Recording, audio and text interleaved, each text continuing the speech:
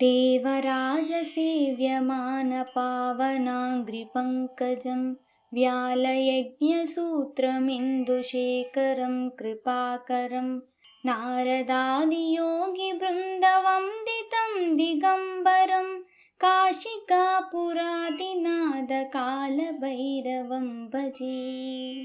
भानुकोटिभास्वरं भवाब्धितारकं परं नीलकण्ठमीप्सितार्धदायकं त्रिलोचनं कालकालमम्बुजाक्षमक्षशूलमक्षरं काशिकापुरादिनाथकालभैरवं भजे।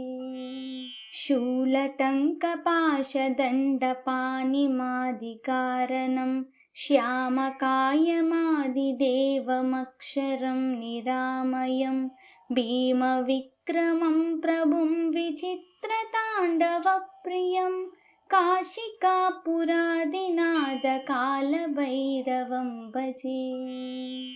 भुक्तिमुक्तिदायकं प्रशस्तचारुविग्रहं भक्तवत्सलं स्थिरं समस्तलोकविग्रहं निक्वनन्मनोज्ञहेमकिङ्किणीलसत्कटिं काशिकापुरादिनाथकालभैरवं भजे।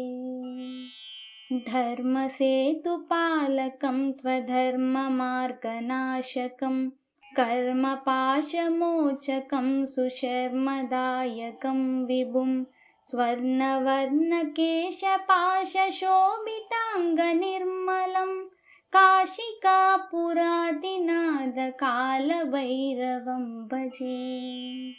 रत्नपादुकाप्रभाभिरामपादयुग्मकं नित्यमद्वितीयमिष्टदैवतं निरञ्जनं मृत्युदर्पनाशनं करालदंष्ट्रभूषणं काशिकापुरादिनाथकालभैरवं भजे।